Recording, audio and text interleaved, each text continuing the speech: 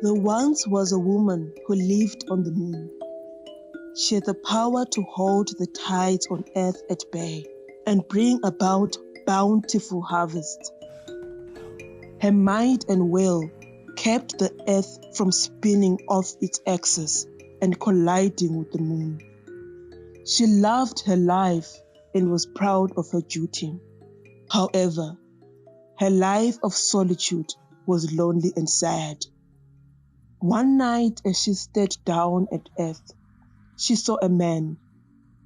His eyes were sincere, his smile was mesmerizing, and his heart was pure. She looked and longed for him from above, until one full moon, she decided to leave her home for just one night, for a chance to meet the man she loved. He fell in love with her the moment he set eyes on her. Every full moon after that, he waited for her, and she came to earth to see him without fail. Their love grew and bore fruit to 3 children, born just a few minutes apart. The boys were brought up on earth, seeing their mother every full moon. The first was called Mangoba, the conqueror. He had his mother's strength, but was quick to anger. The second was Mvikeli, the defender. His heart was pure, just like his father's, and always protected the weak. The youngest was called Maqhinga, the trickster. He was intelligent but lazy. He always managed to swindle his brothers out of food and toys. As the brothers grew older, the tricks played by Maqhinga ceased to be cute and amusing. They became troublesome and annoying. Mangoba was always angry. Mvikeli was always defending his younger brother, and Maqhinga could not help himself. Constant fighting forced their father to divide the family into 3 separate clans. Mangoba and his family were sent to live in the savannah, where he could use his strength to hunt and feed his children. On the mountain was Mvikeli, with the perfect defense post. He could see for miles. Maqhinga settled next to a river in the valley, where his intellect was used in building dams and cultivating crops. For once there was peace.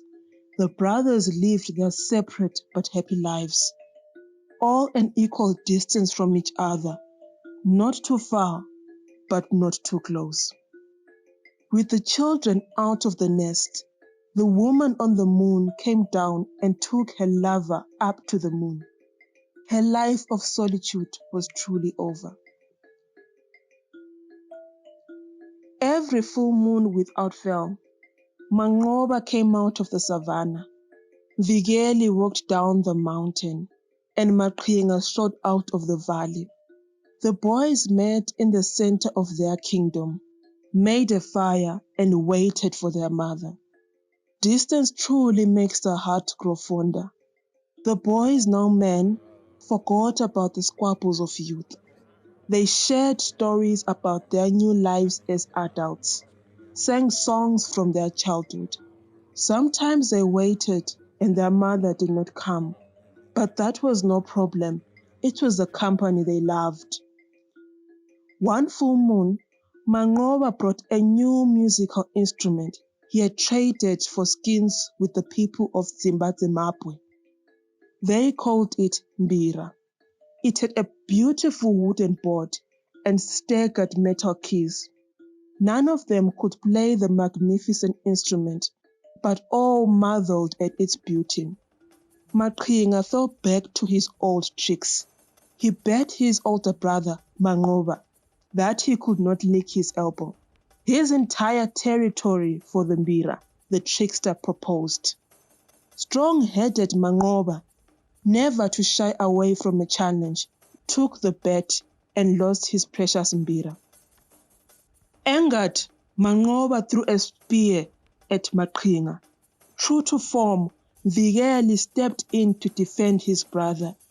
The spear struck Mvikele in the heart, killing him instantly. Overcome with guilt, Mangoba pulled the spear from his brother's chest and plunged it into his own.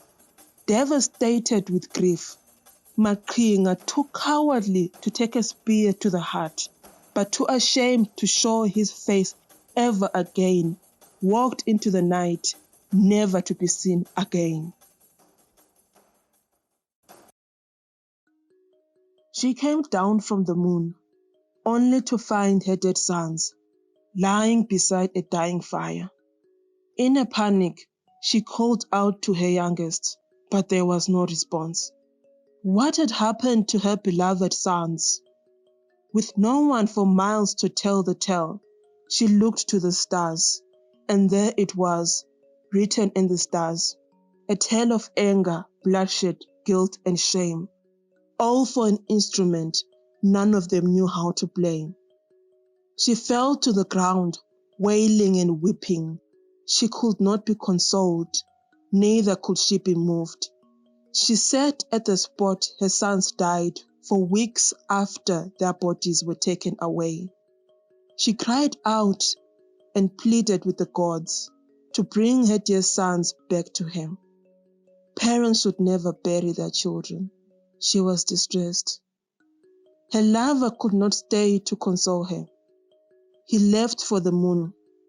Someone had to tame the tides, bring the harvest, and keep the earth spinning on its axis.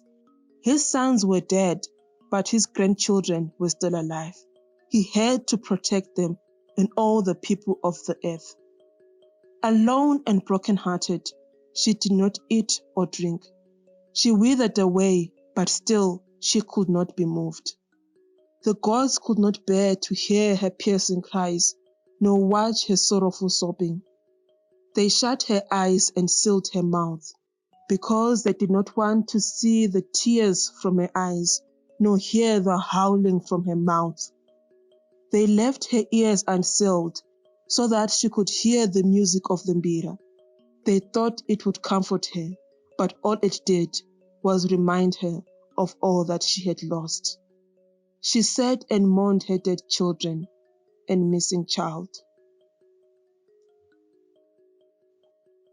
The woman from the moon never set foot on the moon again.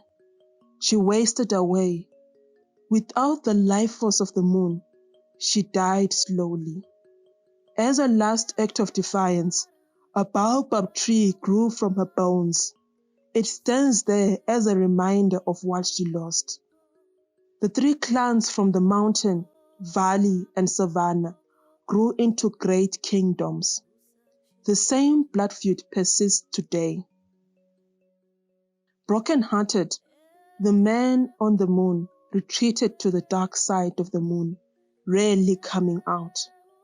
Stories told by the storytellers of old talk of how the moon turns red when the man on the moon moves out of the dark side. There is a legend that a blind and dumb child born during such a night can command the spirit of the mourning mother. Nothing truly endures like a mother's love.